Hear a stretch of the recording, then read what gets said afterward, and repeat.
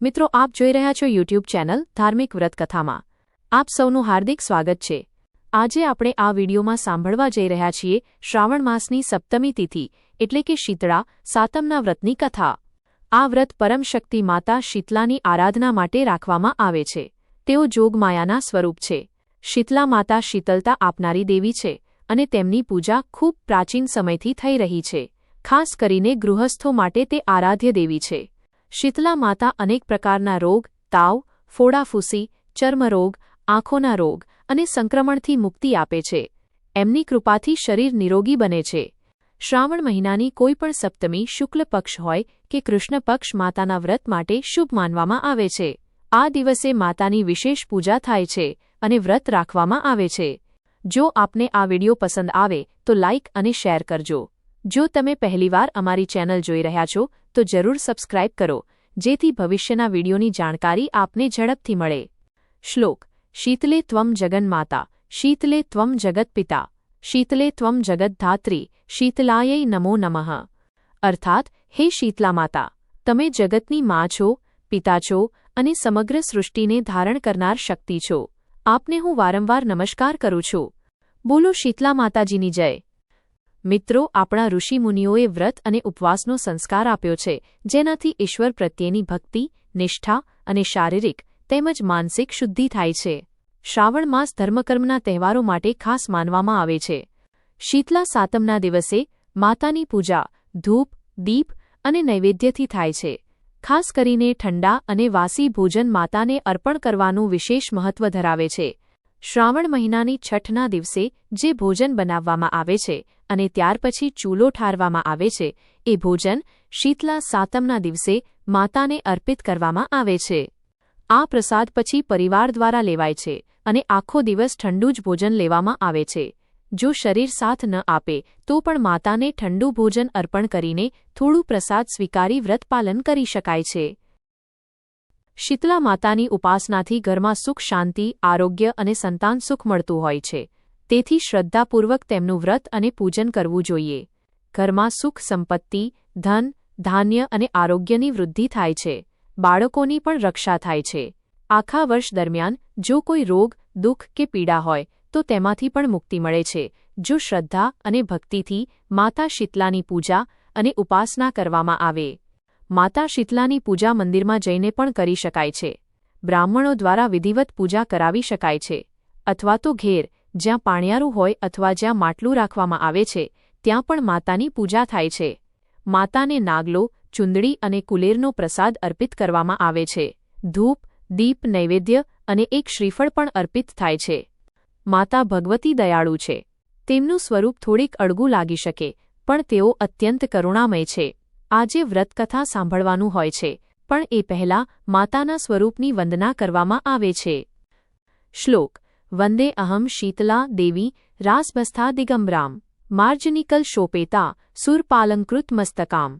અર્થાત, હું શીતલા માતાની વંદના કરું છું, જે ગધેડા રાસબ પર બિરાજમાન છે, દિગંબર છે, સાદગીથી વિહરતી, જેમના હાથમાં ઝાડુ અને અમૃતથી ભરેલો કળશ છે, જેમનું મસ્તક દેવતાઓએ અલંકૃત કર્યું છે।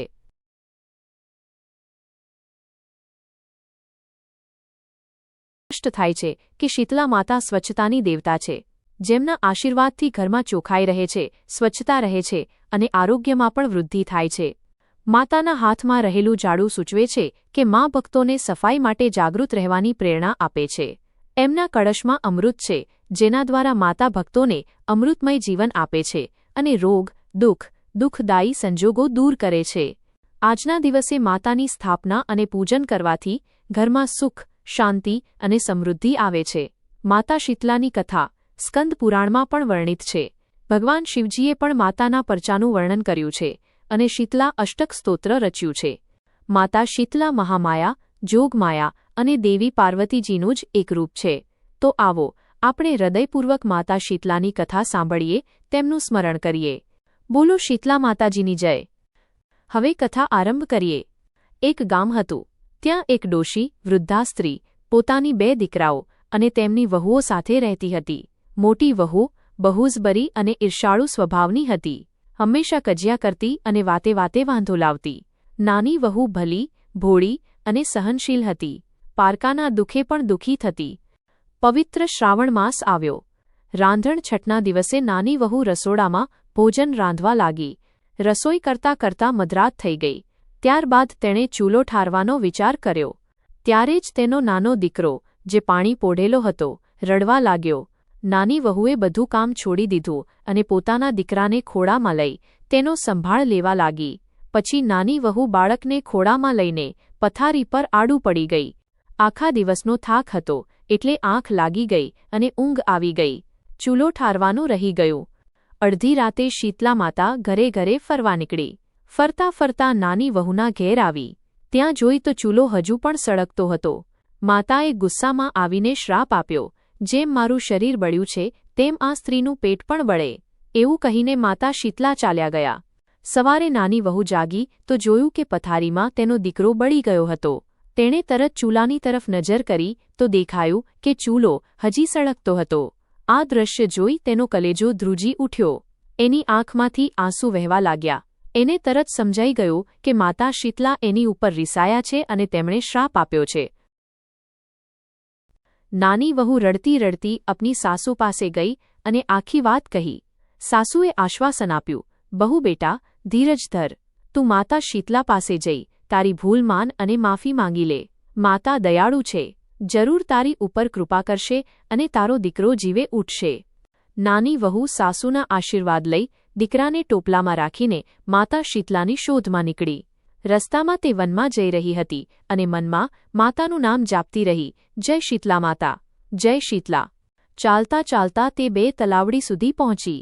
બંને તલાવડીઓનું પાણી છલ અને ખારું હતું. કાંઠે પક્ષીઓ બેઠા હતા, પણ કોઈ પણ પાણી પીતું ન હતું. જે પણ મનુષ્ય કે પશુ આ તલાવડીનું પાણી પીવે તેનું મૃત્યુ નિશ્ચિત હતું. નાની વહુએ પ્યાસ લાગતા પાણી પીવા જતા તલાવડીમાંથી અવાજ આવ્યો, બાઈ, તું આ પાણી પીશે તો મરી જશે, પણ તું કેમ રડી રહી છે? નાની વહુએ જવાબ આપ્યો, માતા શીતલાએ મારી ઉપર શ્રાપ આપ્યો છે. મારા દીકરાને બળી નાખ્યો છે. હું માફી માંગવા જઈ રહી છું. તલાવડી બોલી, બહેન, તું અમારું પણ એક કામ કરજે. તું શીતલા માતા પાસે જઈ રહી છે તો એમને અમારું પૂછતી આવજે. આપણે અગાઉ પાપ કર્યું છે, એથી કોઈ આપણું પાણી પીતું નથી. નાની વહુએ હા કહી આગળ વધી. માથે ટોપલો અને હૃદયમાં દુઃખ લઈને તે ચાલતી રહી. થોડીવાર પછી એને 2 લડતા આખલા મળ્યા. બંનેના ગળામાં ઘંટીના પડ બાંધેલા હતા. તેમણે પૂછ્યું, બહેન, તું રડી કેમ રહી છે? નાની વહુએ શીતલા માતાના કોપ વિશે તેમને સમજાવ્યું.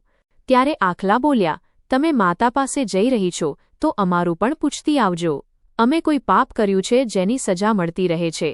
આજે પણ અમે લડીએ છીએ અને શાંતિ નથી મળતી. નાની વહુએ એમને પણ સારું કહીને આગળનો રસ્તો લીધો. થોડું દૂર ગઈ. ત્યાં એક બોરડીના ઝાડ નીચે એક જૂની ડોશી માથું ખંજવાળતી બેઠી હતી. નાની વહુને હાંફતી જોઈ ડોશીએ પૂછ્યું, બાઈ, કેમ હાંફળી ફાફડી થઈ ગઈ છે? નાની વહુએ શીતલા માતાના કોપ અને દીકરાના દુઃખની વાત કહી. ડોશીએ કહ્યું, મારું માથું બહુ ખંજવાળે છે. એકવાર જોઈને મારી મદદ કર. નાની વહુ દયાળુ હતી. તેણે પોતાના મરેલા દીકરાને ડોશીના ખોળામાં મૂક્યો અને ડોશીના માથામાંથી લીખો અને જૂ કાઢવા લાગી. થોડે જ સમયમાં ડોશીને આરામ મળ્યો. ડોશીએ આશીર્વાદ આપ્યો, જેવું મારું માથું ઠર્યું એવું તારું પેટ ઠરશે. તુરત જ ચમત્કાર થયો. જે દીકરો ડોશીના ખોળામાં મૂકી દીધો હતો તે જીવતો થઈ ગયો. તે હાથ પગ હલાવતો અને હસતો હતો. નાની વહુને ખૂબ આશ્ચર્ય થયું. તેને ખાતરી થઈ ગઈ કે આ ડોશી કોઈ નહીં પણ ખુદ માતા શીતલા છે.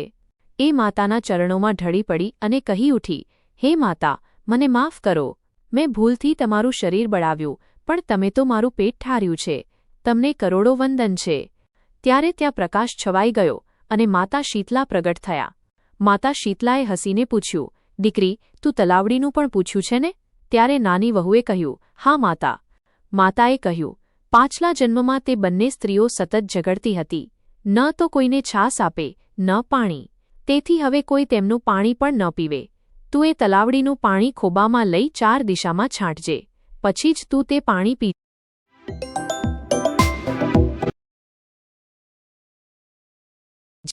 આમ કરવાથી તેનું શાપ દૂર થશે. પછી નાની વહુએ આખલા વિશે પણ વાત કરી. શીતલા માતાએ કહ્યું, તે બંને આખલા પાછલા જન્મમાં દેરાણી જેઠાણી હતા. બંને એટલા ઈર્ષાળુ અને ઝઘડાળુ હતા કે પડોશીઓ પણ તેમની નજીક આવતા નહોતા. તેથી આ જન્મે આખલા બનીને લડ્યા જ કરે છે. ડોકેથી ઘંટીના પડ ઉતારી નાખતા બંનેના પાપ નષ્ટ થયા અને ઝઘડો પણ બંધ થઈ ગયો. શીતળા માતાએ આ વાત કહીને અંતર્ધ્યાન પામ્યું. નાની વહુ આનંદિત થઈ અને પોતાના દીકરાને લઈને પાછી ચાલી. રસ્તામાં પહેલાં તેમને બંને આખલા મળ્યા. નાની વહુએ તેમને શીતળા માતાની વાત કહી અને ગળેથી ઘંટીના પડ કાઢીને નાખ્યા. ત્યારથી બંને આખલા લડવાનું બંધ કરી દીધું. થોડું આગળ જતાં તલાવડી આવી.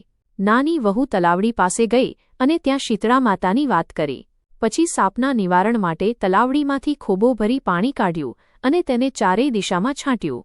પછી પોતે પણ તે પાણી પીધું. તરત જ ચારેય દિશાથી પક્ષીઓ પાણી પીવા માટે આવવા લાગ્યા. પછી નાની વહુ દીકરાને રમાડતી રમાડતી ઘરે આવી. તેણે દીકરાને સાસુમાના ખોળામાં મૂકી દીધો. સાસુ દીકરાને જીવિત જોઈ ખૂબ જ ખુશ થઈ. તેમણે નાની વહુને પૂછ્યું કે આ બધું કેમ બની શક્યું. ત્યારે નાની વહુએ આખી વાત કહી સંભળાવી. આ સાંભળીને જેઠાણીને પણ શીતળા માતાના આશીર્વાદ લેવાની ઈચ્છા થઈ. પછી બીજે વર્ષ રાંધણ છઠ ક્યારે આવશે તેની રાહ જોવા લાગી. સમય વીતી ગયો અને ફરી શ્રાવણ મહિનો અને રાંધણ છઠ આવી. જેઠાણી એ દિવસે ચૂલ્લે રાંધવા બેઠી. તેણે જાણી જોઈને રાત્રે ચૂલ્લો સળગતો રાખ્યો અને સૂઈ ગઈ. રાત્રે શીતળા માતાને ચોટ લાગી. તેથી તેણે જેઠાણીને શ્રાપ આપ્યો કે જેમ મેં દુઃખ ભોગવ્યું તેમ તારું અંતર પણ બળી ઉઠે. સવારે જેઠાણીએ જોયું તો તેનો દીકરો બળી ગયો હતો. તે મરેલો જણાયો. મરેલા દીકરાને જોઈને પણ જેઠાણી દુઃખી થવાને બદલે ખુશ થઈ ગઈ. તે દેરાણીની જેમ દીકરાને ટોપલામાં મૂકી શીતળા માતાને શોધવા નીકળી. રસ્તામાં તેને તલાવડી મળી. તેણે ટોપલો નીચે મૂક્યો અને પાણી પીવા ગઈ ત્યારે અવાજ આવ્યો, બહેન, પાણી પીસ નહીં, નહીંતર મરી જઈશ. એટલે તેણે પાણી ન પીધું. તલાવડીએ પૂછ્યું, ક્યાં જાય છે બહેન? તો જેઠાણીએ ગુસ્સાથી જવાબ આપ્યો, જ્યાં મને ગમે ત્યાં જાઉં, તારા સિંહ પંચાત શું કરે? આમ કહીને તે આગળ ચાલતી થઈ. થોડું આગળ જતાં તેને બંને આખલા મળ્યા. તેમણે પણ પૂછ્યું, ક્યાં જાય છે બહેન? તો તે ગુસ્સે થઈને બોલી, તમારું શું કામ? હું જ્યાં જાઉં ત્યાં જાઉં. અંતે તે એક ડોસલીને મળી. ડોસલી પોતાનું માથું ખંજવાળતી હતી અને બોલી, બહેન, મારું માથું જોઈ આપ. તો જેઠાણી બોલી, હું કશું તારી જેવી નવરી નથી કે તારું માથું જોઈ બેસું. હું તો શીતળા માતાને શોધવા જઈ રહી છું. સવારથી સાંજ થઈ ગઈ પણ જેઠાણીને શીતળા માતા ક્યાંય મળ્યા નહીં.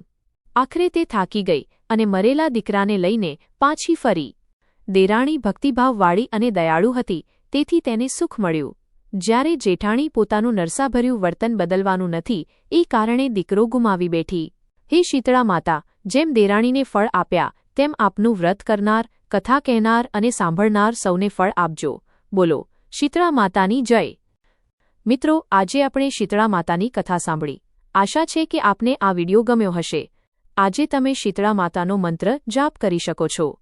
ઓમ રીમ શ્રીમ શીતલાય નમઃ. આ મંત્રનો 108 વાર જપ કરવો.